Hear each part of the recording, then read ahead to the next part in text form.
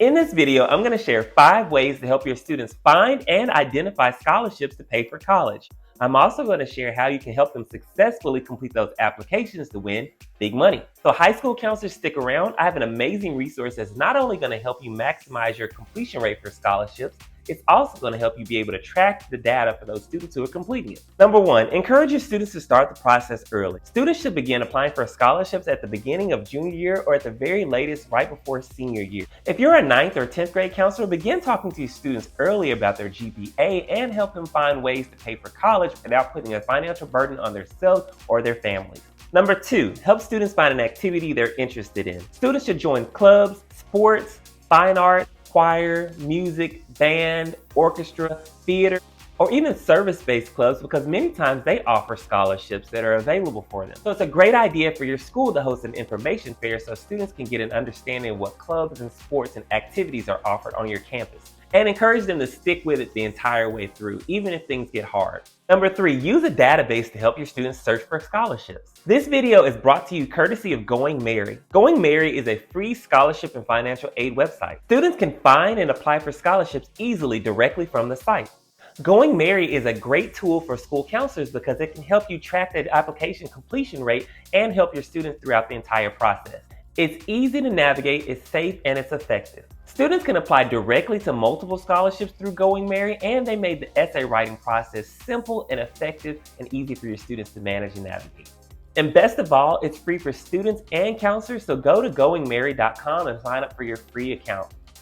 Number 4, have students identify research organizations directly in their field of study. Go to Google or your search engine and type in professional organizations for your field of study, and then you can find multiple scholarships that way too. Number 5, contact universities and colleges and get information about scholarships and put that information on a bulletin board outside of your counseling office. So why is this important? In 2019, Sallie Mae completed a study of how American students pay for college, and 58% of families relied on scholarships to pay for college. So now that we've talked about how you can help your students find and identify scholarships, let's talk about ways to help them win those big scholarship amounts. Remind students that it can feel overwhelming in the beginning, but here's some quick tips to help you as the school counselor support your students. Students need to pay attention to what the application is asking them to do. Does that include having to write an essay, submit a resume or a cover letter, or even complete some community acts of service to win that scholarship? They need to know the requirements of that scholarship so that they can be ready for those commitments. Teach students to keep track of deadlines. Students need to know when these scholarship applications are due. They can put this on a physical planner or calendar, or they can use their phone to document when due dates are. When students are writing essays for company-based or organization-based scholarships, teach them to include that company's mission, vision, and values if they align with that student. This is a great opportunity for that person who's reading that essay to understand and connect with that student. And it's a way for their application to possibly move up to the top of the ladder. Help students understand that they need to be able to write strong essays.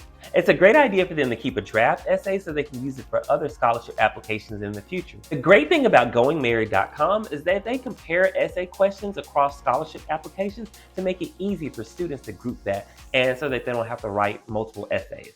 So what should students put in their essays? Have students share their unique story, why they stand out, any obstacles that they overcome, what is their unique background, are they a first-generation college student? Scholarship application reviewers really want to know this information, so it's important for students to share that. Also have your students talk about their life journey and the things that they've learned along the way. What are the important lessons that have shaped their future and who they are as a person? It's also great for students to include why they deserve that scholarship and how they plan on using that money to support the community and make the world a better place.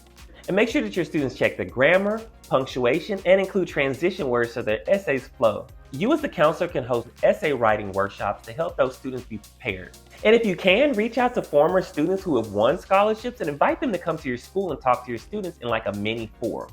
It would be great for these students to hear success stories from students who have done the things that they need to do as far as submitting applications and scholarships and winning big money. It's like a morale booster. And one of the most important tips of this video is you as the counselor have to teach your students about grit and growth mindset.